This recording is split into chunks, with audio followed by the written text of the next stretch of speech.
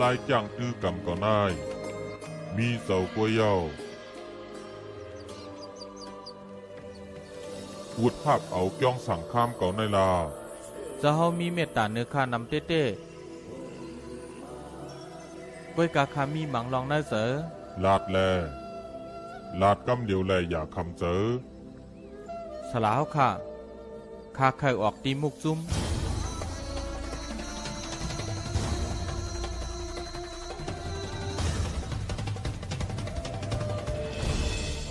คำมีตั้งเสื้ออันไรมีสลาเจ้งเจ้าเฮาอ่ำถามว่าย้อนสังแลคารัดเจ้งไหนเกาฮอดถึงสันสมบัติจันเจ็ดยาวเกาหู้ลองในลีอยู่และเกาก็เลยสอนตั้งหู้อันในปันเจ้ากว่ายาวหยันตั้งหู้เจ้าในเตกว่าไล่ไกลหรือสีในแทงสานจันเปียดอำนันไกลสีนานสลาวค่ะป้วนนันสลาวจอยจีตั้งปันอินหนึ่งคาลูมีเผออันเตสวนปันคาให้เข้าถึงสารจันเปียดไล่เจ้าเตไลออกข้าวตังกว่าที่ตึงมักคาถา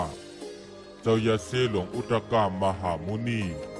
มันเจ้าจางจันเอาเจ้าถึงกว่าไล่ตีจันสูงหรือสีในแทงสลาวค่ะป้อว่าคาหู้ไล่ถึงจันนั้นป้อไหนแต่ข้าเตขึ้นมาลาดปันสลาเฮาอยู่เกาเตไปมองวันนั้นเพราะว่าเกาอำไปตายเสียก็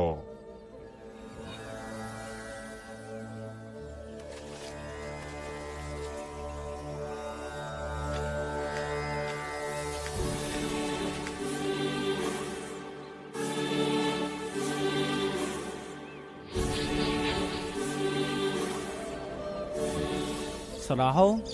สลาไอ้สังขลานั่นสลาเอาชายตีห้อยตีนมันมาต่างหน้าผากเขาทางเตอัมมีตื้อดังแทงเย้าตอนตาจัดในเตอัมมีแทงเย้ามหาปุริกษาหลงผาดเท่ากว่าเย้าป่วนมาหลายกาบหลายปานจังเตมีกวนจึงมันเจ้าในมาเกิดชีปอกหนึ่งเจอเขาเจ้าในมาเฮ็ดให้กำผะลงอันในเฮามีศรัทธาแลลองตังเสือ